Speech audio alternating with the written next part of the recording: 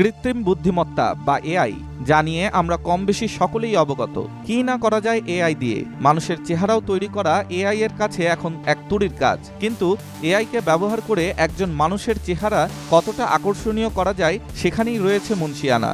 সম্প্রতি এমনই এক প্রতিযোগিতা বিশ্বে প্রথমবারের মতো অনুষ্ঠিত হলো, তাও খুবই বড় পরিসরে। সেটি কৃত্রিম বুদ্ধিমত্তা বা এআই সুন্দরী প্রতিযোগিতা। এতে বিজয়ীর মুকুট অর্জন করেছেন কেনজা লাইলি নামে এক মরক্কোর ইনফ্লুয়েন্সার। তবে সাধারণ বিশ্ব সুন্দরী প্রতিযোগিতার মতো কেনজা লাইলি তার সৌন্দর্যের ওপর মুকুট অর্জন করেননি। এখানে অংশগ্রহণকারীরা এআইকে ব্যবহার করে একটি ভার্চুয়াল মডেলকে নিজের মতো রূপ দিয়েছেন। সব মিলিয়ে মডেলের গঠন, পোশাক, ডিজাইন দেখে বিবেচনা করা হয়েছে কোন প্রতিযোগী এআই মডেলকে সবচেয়ে আকর্ষণীয় রূপে তৈরি করেছে।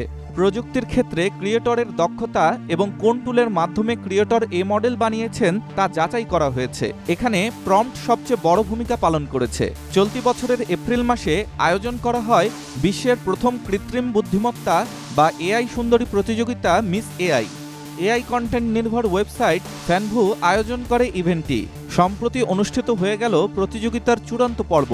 এতে মরক্কোর হিজাবি ইনফ্লুয়েন্সার কেনজা লাইলির মাথায় উঠেছে বিজয়ীর মুকুট। প্রায় 1500 প্রতিযোগীকে পেছনে ফেলে এই সম্মাননা অর্জন করেছেন কেনজা লাইলি। এছাড়া রানার্স আপ হয়েছে ফ্রান্সের লালিনা ভালিনা ও পর্তুগালের অলিভিয়া সি। কেনজা লাইলি হিজাব পরিহিত অ্যাক্টিভিস্ট ও ইনফ্লুয়েন্সার।